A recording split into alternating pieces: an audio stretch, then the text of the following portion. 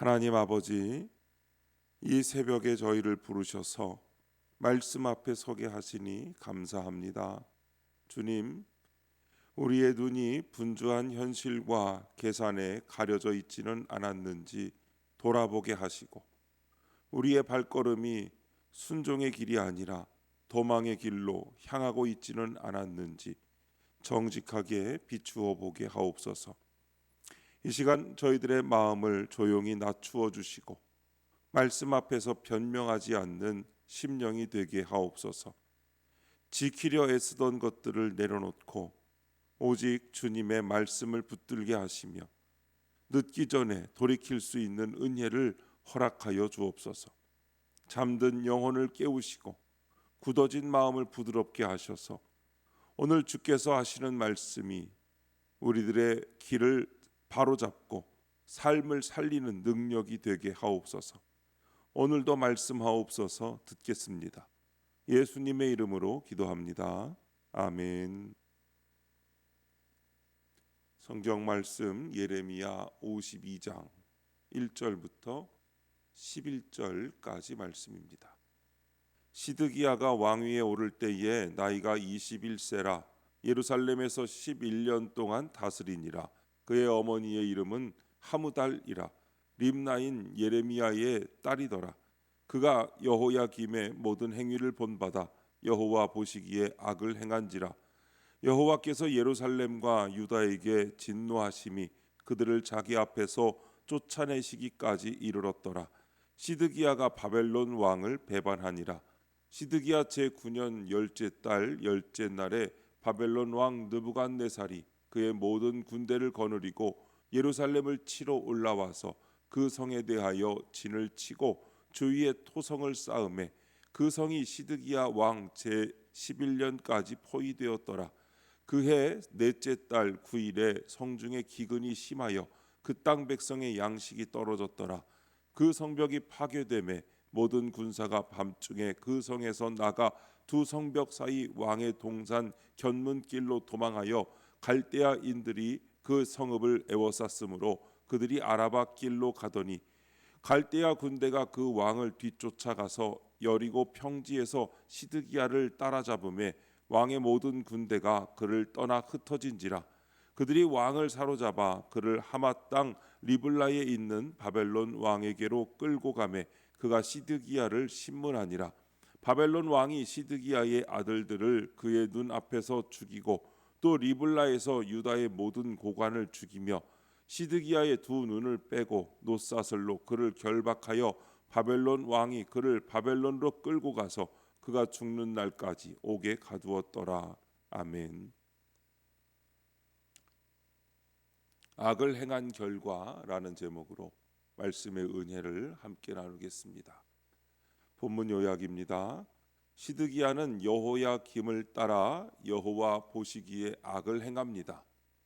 예루살렘은 바벨론에 포위되고 기근에 시달리다가 결국 함락되고 맙니다.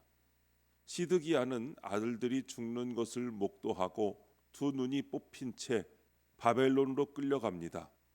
그리고 그곳에서 죽는 날까지 옥에 갇힙니다. 첫 번째, 진노하심이 이르렀더라 1절부터 3절입니다. 유다의 마지막 왕 시드기야는 여호야김의 악한 길을 따릅니다.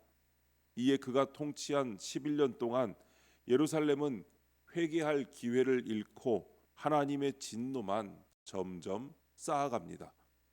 예루살렘과 유다에 진노하신 하나님은 결국 그들을 자기 앞에서 쫓아내기로 작정하십니다. 악을 행하는 데서 돌이키지 않으면 하나님의 진노하심이 반드시 이릅니다.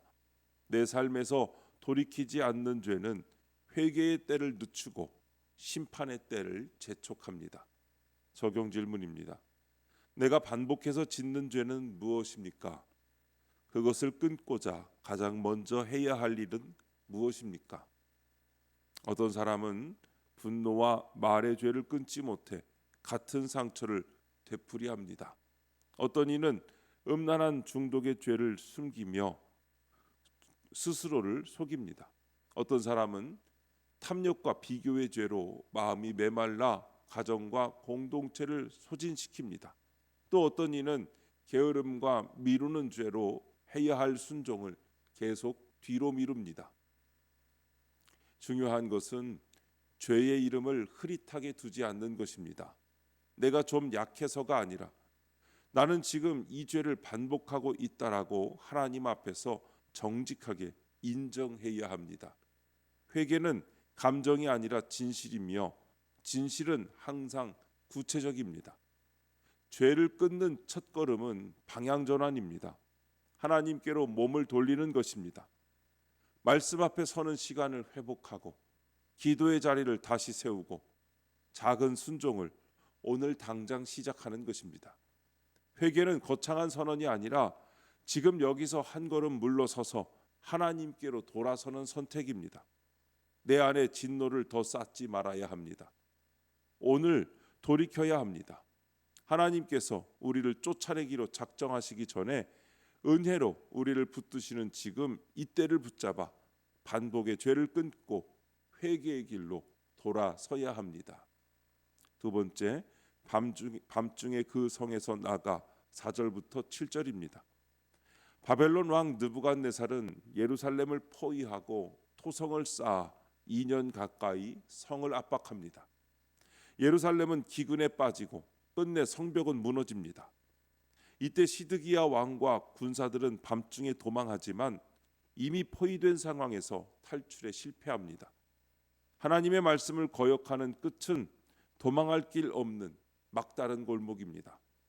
말씀이 아닌 내 생각과 고집으로 도망치는 인생은 반드시 무너집니다. 이런 밤이 임하기 전에 주께로 돌이켜야 합니다. 적용 질문입니다. 지금 내가 걸어가는 곳은 말씀에 순종하는 길입니까? 도망하는 길입니까? 순종의 길은 늘 편해 보이지 않습니다. 때로는 손해를 감수해야 하고 사과해야 하고 관계를 바로잡아야 하고 끊어야 할 습관을 끊어야 합니다. 그러나 그 길에는 빛이 있습니다. 반대로 도망의 길은 처음에는 쉬워 보입니다. 말을 돌리고 책임을 미루고 죄를 합리화하고 말씀을 듣지 않기 위해 바쁘게 만들고 문제를 덮어두는 길입니다. 그런데 그 길은 밤처럼 어두워지고 어느 순간 성벽이 무너지듯 무너져 내리는 것입니다. 오늘 여러분은 무엇으로 도망치고 계십니까? 말씀이 내 마음을 비추는 순간 슬쩍 고개를 돌리고 있지는 않습니까? 기도해야 하는데 핑계를 대며 미루고 화해해야 하는데 자존심을 붙들고 버티고 끊어야 할 죄를 나중에로 넘기고 하나님보다 사람의 시선과 계산을 더 따르고 있지는 않습니까? 만약 그렇다면 바로 지금이 돌아설 때입니다. 도망을 멈추고 가장 먼저 해야 할 한 가지를 정해야 합니다. 숨기던 죄를 하나님 앞에 정직하게 고백하고 말씀이 가리키는 한 걸음을 실제로 옮기는 것입니다. 한 통의 전화로 사과하고 한 번의 결단으로 유혹의 통로를 끊고 하루의 시간을 떼어 말씀 앞에 앉는 것부터 시작하셔야 합니다. 세 번째, 죽는 날까지 가두었더라. 8절부터 11절입니다.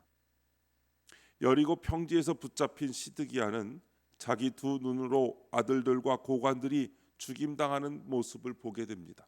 그리고 두 눈이 뽑힌 채 바벨론으로 끌려 감옥에 갇혀 죽을 날을 기다립니다. 하나님의 말씀을 무시하고 권세를 유지하려 하다가 모든 것을 잃고 맙니다. 이처럼 회개하지 않는 자의 최후는 슬프고도 비참합니다. 하나님 없는 권세는 결국 무너져 슬픔으로 끝납니다. 적용 질문입니다. 내가 지키려고 애쓰는 것은 무엇입니까? 말씀입니까? 물질입니까? 권세의 자리입니까? 우리의 삶에도 지키려고 애쓰는 것이 있습니다. 사람의 인정일 수도 있고 돈일 수도 있고 체면일 수도 있고 어떤 자리와 영향력일 수도 있고 내 계획과 안전장치일 수도 있습니다. 문제는 그것들을 가지고 있느냐가 아니라 그것이 내 마음의 왕좌를 차지하느냐입니다. 우리가 말씀보다 더 붙드는 것이 생기면 우리는 어느 순간부터 하나님께 여쭤보지 않습니다. 기도는 형식이 되고 말씀은 불편한 소리로 들리며 결국에는 하나님의 뜻이 아니라 내가 잃지 않을 방법만 계산하게 됩니다. 시드기야가 권세를 유지하려다가 모든 것을 잃어버린 것처럼 붙들수록 더 무너지는 역설이 우리에게도 반복되는 것입니다. 권세를 내려놓을 때 하나님이 우리의 삶을 붙드십니다. 물질을 내려놓을 때 하나님이 필요한 것을 채우십니다.